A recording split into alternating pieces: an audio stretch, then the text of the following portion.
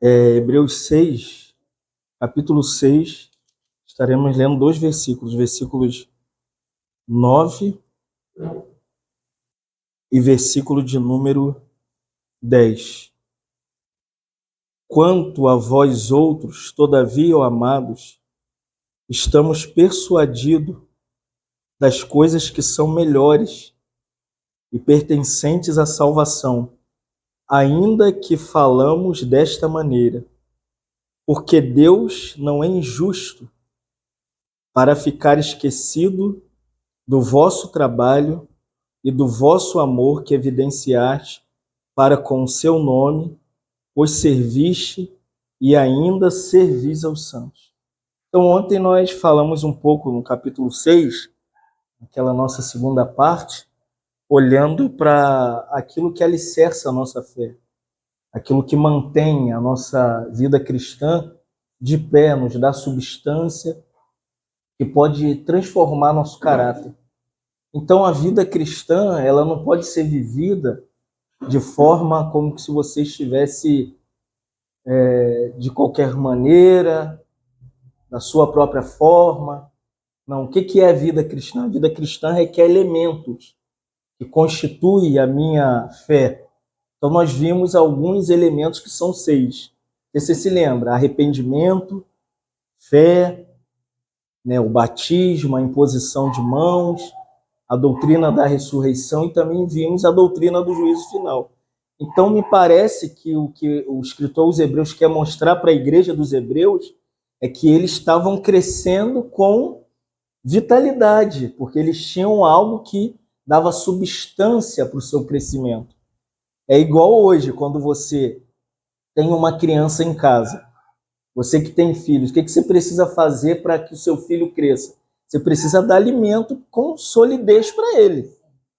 Você não pode esperar que seu filho cresça se você ficar dando leitinho para ele a vida inteira.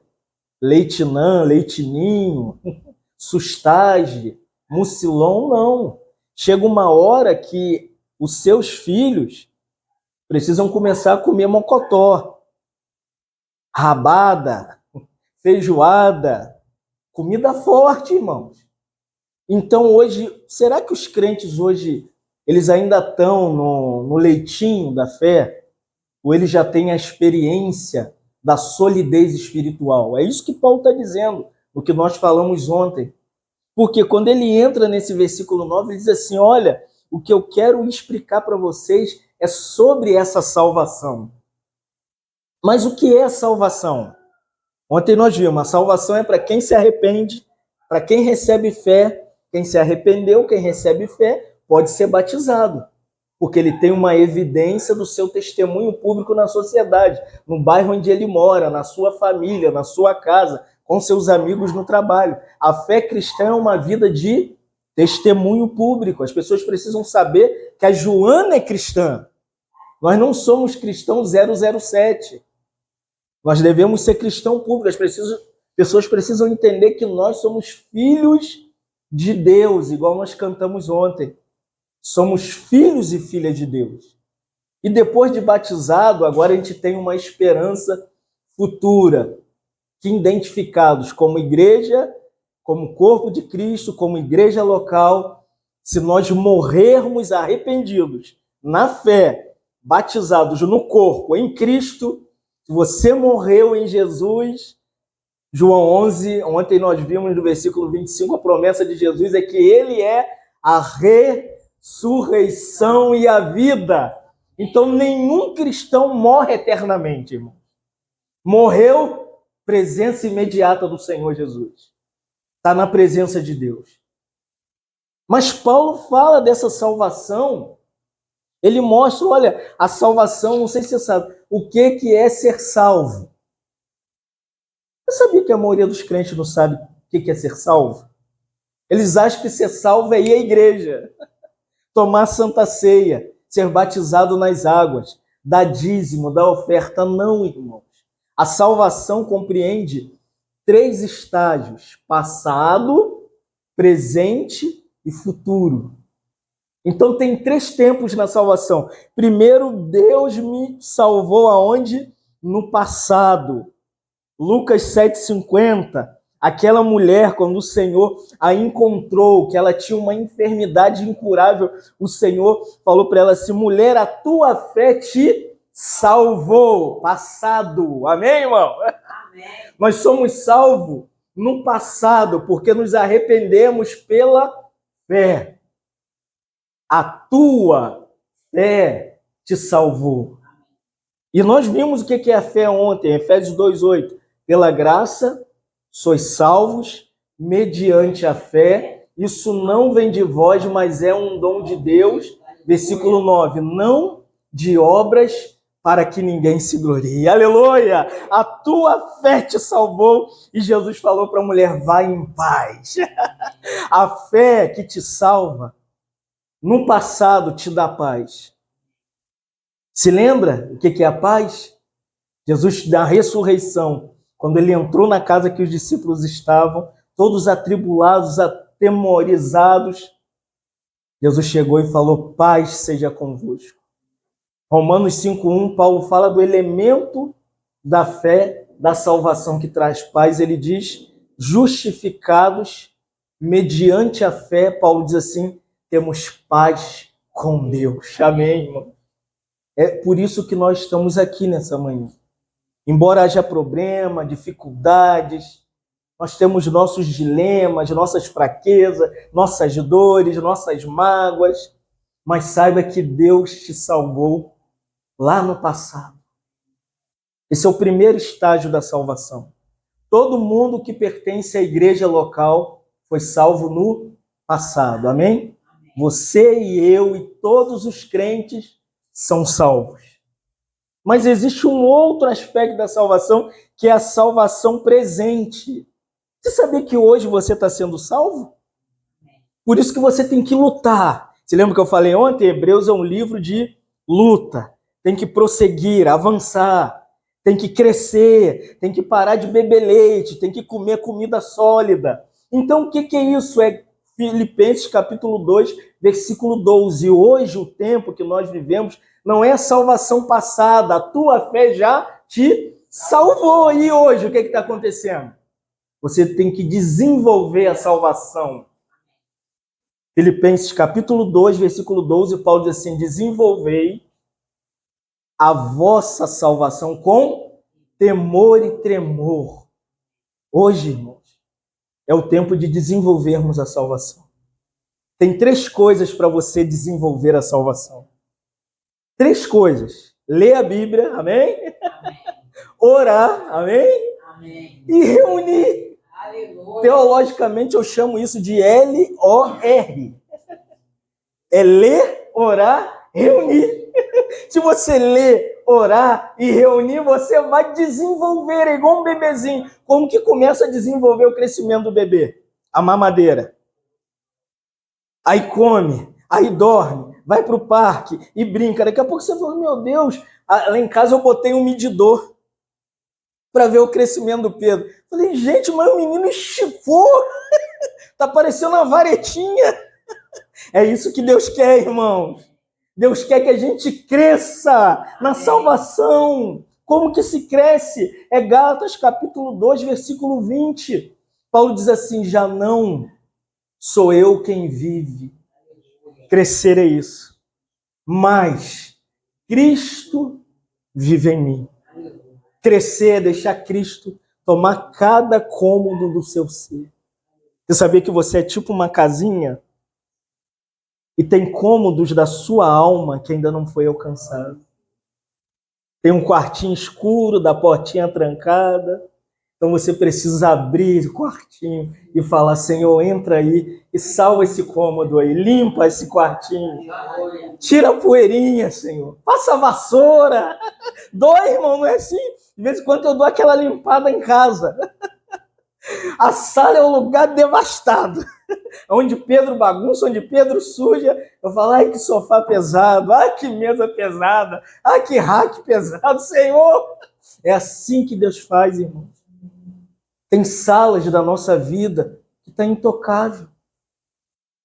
O Espírito Santo ainda não entrou ali para desenvolver esse segundo aspecto da salvação. Que não é Deus que faz. No passado, A tua fé te salvou, foi Deus que te salvou. E hoje, a salvação presente, que a gente chama teologicamente de santificação, é você, irmãos. Não é Deus, é Deus. Ah, mas Deus está operando. Filipenses 2,13 diz que Deus opera em nós o querer e o realizar segundo a sua boa vontade. Levantei com aquele desejo de ir para a Escritura, de dobrar o joelho, de buscar a presença do Senhor. Aí você fala, mas eu não tenho. E Deus vai botando o desejo. Deus vai colocando vontade. Deus vai colocando o amor. Deus vai colocando tudo que Ele tem para que você tenha o caráter do seu filho. A semelhança com Jesus Cristo. É isso que Deus espera da gente. Paulo diz, né, em Gálatas 2,20. E a vida que agora eu vivo na carne, eu vivo pela fé do Filho de Deus que me amou e se entregou por mim. Então tem duas vidas em você. Essa luta que você tem, que você vai falar, ai, será que eu sou crente? Será que eu não sou? Será que eu sou filho de Deus? Será que eu não sou? Eu quero te dizer que você é, mas o processo de santificação, vou te explicar. Quem já viu uma lagarta cabeluda, horripilante? Aí você vê aquela lagarta e fala, ai, tem uns que chutam, não mata a lagarta não, irmão. A lagarta feia não pode ser morta, porque ela vai entrar num casulo. A santificação é lagarta, desenvolver a salvação é lagarta entrando no casulo. Ela entra ali, aí você vê aquele negócio, vai tipo uma teia, ela vai ficar ali, daqui a pouquinho, você olha, sai aquele ser lindo, chamado borboleta. Sabe que a lagarta vira borboleta? Quem dá abraço para a lagarta? Ninguém, porque ela queima. Esse processo hoje da salvação, você é uma lagartinha feia. Você queima, você briga, você discute, fica emburrado, fica com raiva, mas Deus te salvou no passado e no presente. Deus ainda quer te salvar. Deus quer que você entre no casulo da igreja. Amém? A vida cristã é uma vida de casulo, igreja. Tem que reunir, irmão. Tem que estar com os irmãos. Tem que participar de um estudo bíblico. Você tem que estar ali. Você quer virar borboleta bonitinha? Tem umas que são lindas, né? Quem já deu o braço para borboleta? Eu dou. Eu amo. Mas ela é lagarta. E é incrível. A transformação que ela ocorre, ela perde até aquele negócio que queima. De quê? Né? Perde aquele negócio. Já viu que você está muito melhor hoje? Né? A gente não tinha um negócio brabo. Tinha um negócio que queimava os filhos, queimava os netos, queimava os vizinhos, queimava a mulher, irmão. Eu olho para mim hoje, eu falo, ah, borboleta, tá com as asinhas mais coradas. A gente sabe quem a gente é, irmão. Então, é Romanos 12. Paulo diz, rogo-vos, pois, pelas misericórdias de Deus, que apresenteis os vossos corpos como um sacrifício vivo, santo e agradável a Deus, que é o vosso culto racional. Aí Paulo diz, mas não vos conformeis com este século.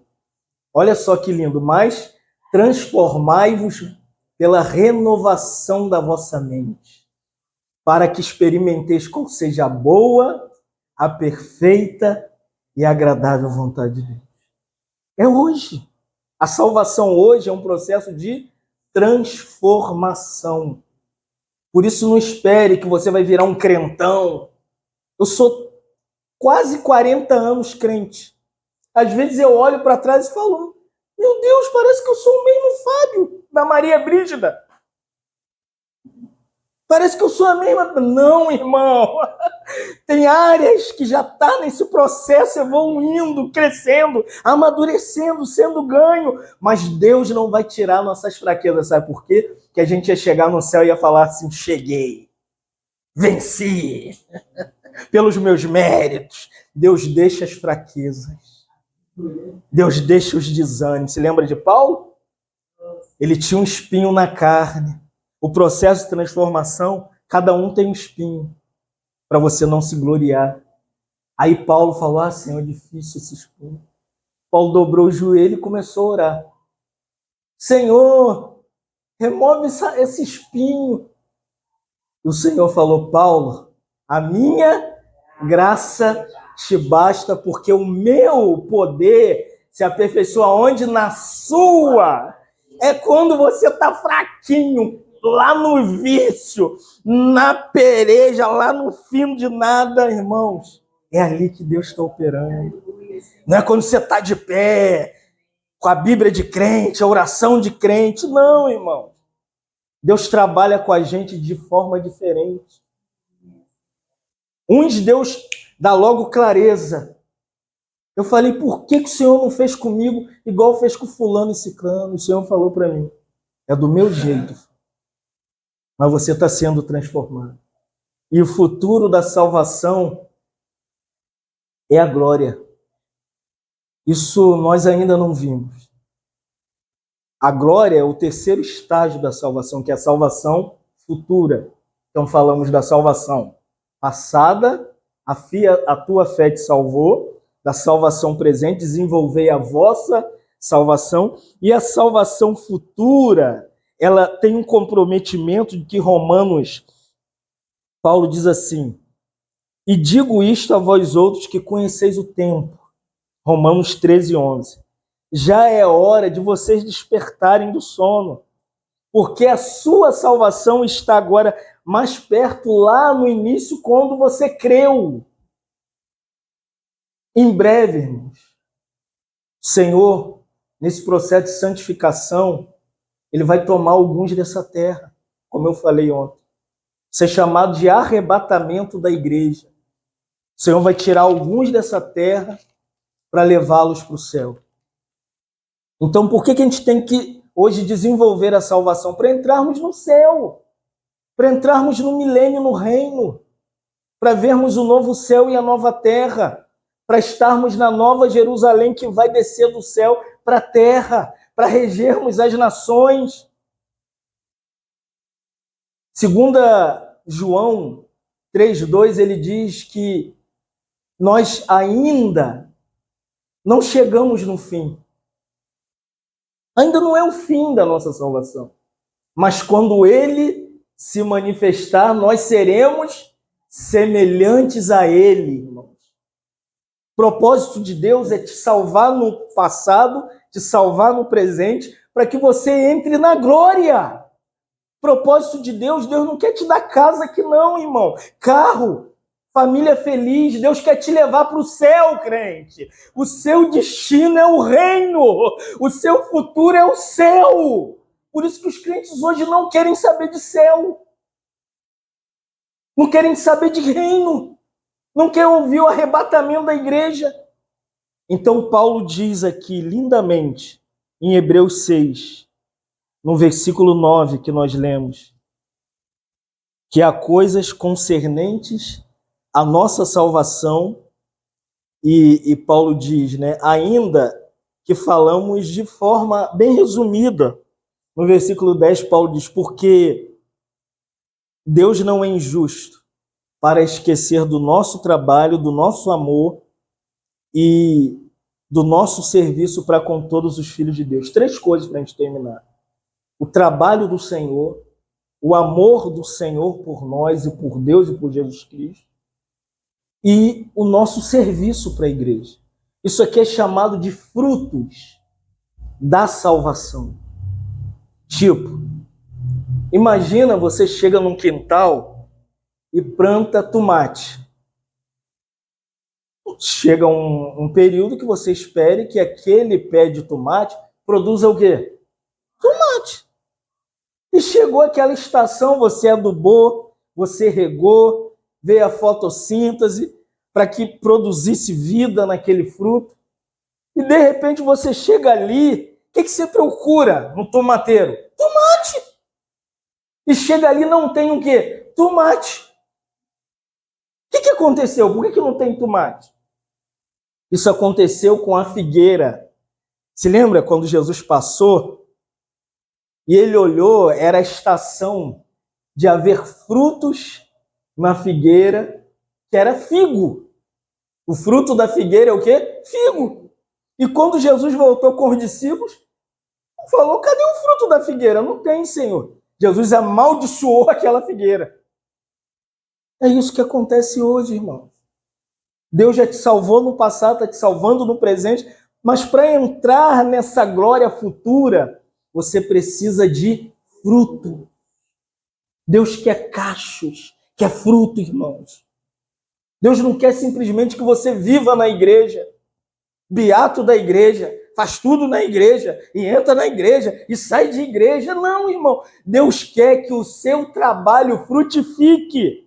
O nosso trabalho aponta para os frutos do nosso caráter como filho de Deus. Mateus 7,20, Jesus falou, pelos frutos conhecereis a árvore. Sabe o que Jesus busca? É fruto na sua e na minha vida. Nesse estágio da salvação presente, você deve ser um cacho frutífero para o Senhor. Então, quando você lê Gálatas 5, 22 e 23, Paulo explica que fruto é esse. Jesus falou, pelo fruto você conhece um crente. Ah, um irmão falou para mim, não tem como conhecer crente. Eu falei, tem. Você não conhece seu filho pela paternidade? Se furar Isaac, quem está ali? Pai dele. Se furar a Brena, quem está ali? Se furar seus filhos, quem está ali? Se furar seus filhos, quem está ali? Você. Se me furar, quem está ali? Pedro e Esther. E hoje é a mesma coisa. Então, tem que ter fruto. Quais são os frutos, Fábio?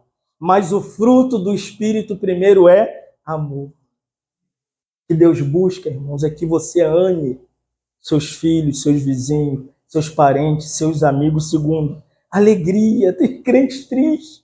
Semana após semana ele não ri. Ele não sorri. Ele não tem alegria da salvação, paz. Ele não tem paz, vem a adversidade, a tribulação. Os frutos do Espírito é paz. Paz em quê? No meio da tribulação, da perda, da desesperança, do fracasso, da fraqueza, longanimidade, irmão. A gente tem que ter esse fruto. Hoje não existe era em que mais os crentes precisam ser longânimo. A palavra grega para longanimidade é longo ânimo. Há uma longa. Não é assim? Está na fila do ônibus. Que perturbação, irmão. Ontem nós entramos, 300 pessoas na fila. Aí eu não falei para Joana que Joana é esquentadinha. Aí Joana entrou por trás, a outra senhora falou, mas que essa mulher jovem, né? Eu falei, ela tem 70 anos, moça. É mesmo? Eu falei, 70? É minha tia. Eu dei o dinheiro e paguei a passar. Você vê? Aí você tem que ter longanimidade, ânimo longo. Eu fiquei ali esperando. Paulo ainda diz benignidade, bondade, fidelidade, mansidão e domínio próprio. Isso é fruto. O que o Senhor busca? Os elementos desses frutos, que resume-se no amor. Você quer ver a verdade desses frutos? É o nosso amor para com Deus, para Jesus, que alcança ele. Qual é o nome dele? Ricardo. Que alcança o Ricardo. É muito fácil o Ricardo chegar perto de mim, eu saber das necessidades do Ricardo, falar, não, vai em paz. Resolve sua vida. E a igreja está cheia disso, não é verdade? Um irmão se vestiu de mendigo. E chegou moribundo, rico. Aí tinha os diáconos no local da igreja. Não, você não pode entrar não. Passou uns negócios fedorentos. E não, você está fedendo aí. Expulsando, chutaram o irmão. Sai, mendigo. Aí o irmão foi, rodeou. Ele era o líder daquele grupo. Ele rodeou, bateu. Não, o senhor não pode entrar não. Aí ele arrancou os negócios e falou, eu sou o pastor de vocês. Falou, essa é uma igreja falsa.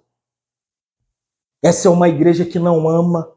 É uma igreja que não acolhe, é uma igreja que não recebe, é uma igreja que não é apaixonada por Jesus, porque 1 João 4, 19 a 21, João diz assim, nós amamos porque Deus nos amou primeiro.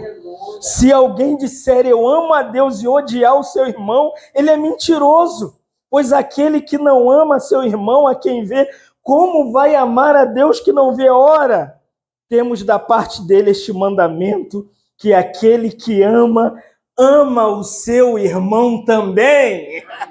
Você quer saber se você está na igreja real? Se você encontrou um grupo de pessoas que te amam, te cuida, abre a porta para você, apacenta você, se preocupa com você, ora com você, te busca, te dá oportunidade para servir ao Senhor, para ouvir a palavra do Senhor. Hoje, irmãos, na verdade, os crentes viraram números e estatística. Eu vivi isso, nós sabemos. Eu me reunia com o ministério, sabe para quê? Para ficar contando pontinho. Tem quantos membros lá? Tem quantos venda de livro? Irmãos, está aqui João chamando a nossa atenção. O elemento maior da obra de Deus, os frutos de Deus é o amor. Amor não se conta. Não tem como medir. É assim João 3,16. Deus amou. O que é amor? Amor. Me fala, o amor é assim. Deus amou o mundo de tal maneira que o quê? Deu, irmão. Amor se entrega. Não tem como pagar para ser amado, para receber amor. E hoje a igreja prega essa falsa doutrina que tem que pagar para ir para o céu. Vende rosa, sabonete, aliança, água, livro. É só amar as pessoas. Quer ver as pessoas congregar mais em Unamar? Ame ele. Tiago diz, se você estiver reunido nas suas cadeiras confortáveis e entrar uma pessoa moribunda e você disser, sai daqui, vai para lá, falou, essa sua fé é falsa. É aí que Tiago diz, você crê que os demônios creem? Fizeste bem, porque os demônios são o quê? Crentes. Você sabia disso? Estremecem. Então Tiago diz, olha, a sua fé sem obras é o quê? Morta. Ah, eu sou cheio de fé. A minha fé faz um monte sair do lugar. Aí vem uma pessoa necessitada. A sua fé não opera. Paulo diz aos Gálatas, a fé opera pelo amor. A fé tem que se manifestar daqui para lá, de lá para cá, daqui para lá, irmãos. Fé ama. Amar, vou falar para você, quando não tiver compra na casa do irmão, faz uma compra e dá para ele. Eu vi uma comunhão da igreja que eu estava, que o irmão chegou com, vem trazer a oferta de Deus para ajudar a obra de Deus. Um monte de sapato rasgado. E a gente era do ministério, eu estou lá sentado. Eu era o obreiro da palavra, mas tinha um obreiro maior que eu. Esse obreiro falou, você pega esses lixos, desses sapatos rasgados e volta para o caminhão e vai embora. Porque nós vamos para a loja para comprar sapato bonito para as crianças. É isso que a gente tem que fazer, irmão. A gente não pode ficar dando sapato rasgado. Você anda de sapato rasgado? De roupa rasgada? Ontem eu vi a Joana ofertando um vestido bonito. Se tirasse um vestido sujo, eu ia falar, Joana, guarda que eu vou comprar um para a irmã. Eu estou de olho, irmãos. A igreja não é um negócio que a gente fica só visando o céu. A igreja também está na terra. Ela tem um testemunho aqui. De um cuidar do outro, como que era a igreja primitiva. E vendiam as suas propriedades e vendiam e distribuíam à medida que cada um tinha necessidade. Era quando o Ricardo estava passando por problema, a igreja entrava. O que você está precisando? Uma ajuda? Um trabalho? E hoje, vamos ser sinceros, a igreja não quer saber disso não, irmão. Quer ajuntamento? O que você tem? Vamos terminar, irmãos. Que é isso que eu estou falando, o nosso serviço. O nosso serviço é esse. Não vou nem explicar, que eu já expliquei. Sem saber, eu falei o que era para ser falado. Esse é o nosso serviço. Se lembra que Paulo fala em Hebreus 6:10? Servindo aos santos.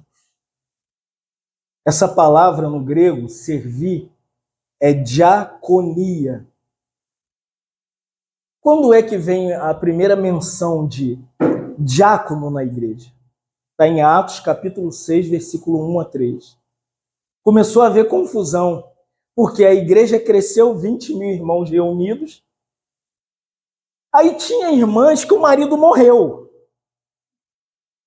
Os apóstolos se consagraram à palavra e à oração, ficava dia e noite numa casinha lendo o Antigo Testamento e as cartas. Tem gente com necessidade aí, não tem roupa, não tem comida. A igreja está aí. Começou uma briga pública. As irmãs começaram a brigar. As irmãs são sempre as irmãs. A gente não tem comida. Chegou domingo, não tem um franguinho, não tem mais batata, não tem nada. Fala com o Pedro, ele que...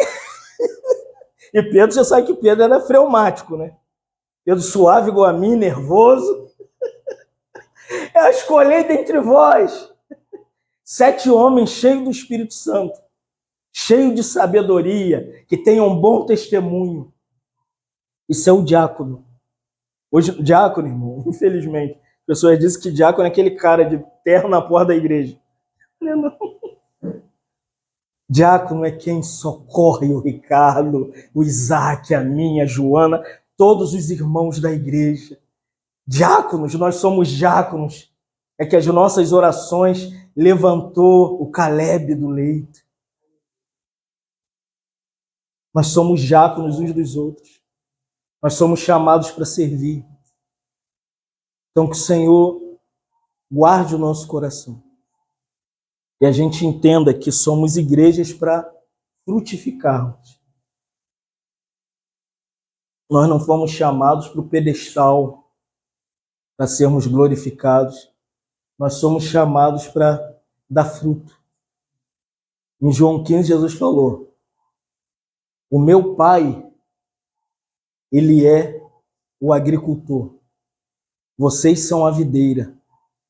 E se vós estiverdes em mim, olha isso, e se eu estiver em vós, Jesus falou, vós dareis muitos frutos. Como que frutifica? É estando em Jesus, andando com Jesus, orando a Jesus, lendo a palavra de Jesus, vivendo com Jesus, você vai dar frutos. A gente somos chamados para ser salvos e dar frutos. Não é só ser salvo para ir para o céu, é ser salvo para viver aqui cuidando das pessoas. Entendeu? Então que o Senhor nos guarde. Te louvamos, agradecidos a Ti, porque o Senhor nos deu uma salvação completa, passado, presente e futuro. Não queremos desperdiçar o nosso tempo, não ajudando os irmãos, nós queremos socorrer os irmãos nas necessidades, nas dificuldades, nos problemas. Por isso, nos salva nessa manhã. Salva-nos de nós mesmos. Queremos abrir o nosso coração para os necessitados, desamparados, os que não têm compra em casa, os que não têm um salário, os que não têm uma moradia adequada. Senhor, nos leva a sermos de fato como a igreja primitiva, Senhor, que cuidavam um dos outros, que tinham tudo em comum, e que o evangelismo era algo soberano e praticado pelo próprio Espírito de Deus, porque o povo estava vendo o amor da igreja um pelos outros. Nos ensina, Senhor, a sermos testemunhas vivas do Senhor na terra. Não queremos ficar pregando o que não vivemos, mas queremos pregar o que vivemos. Pregar com nossa vida, pregar com nossos atos, pregar com nós mesmos, Senhor. Que a nossa vida seja uma pregação para os nossos vizinhos, para os nossos amigos, para os nossos cônjuges, para os nossos filhos, Senhor. que nós oramos nessa manhã. Em nome de Jesus. Amém.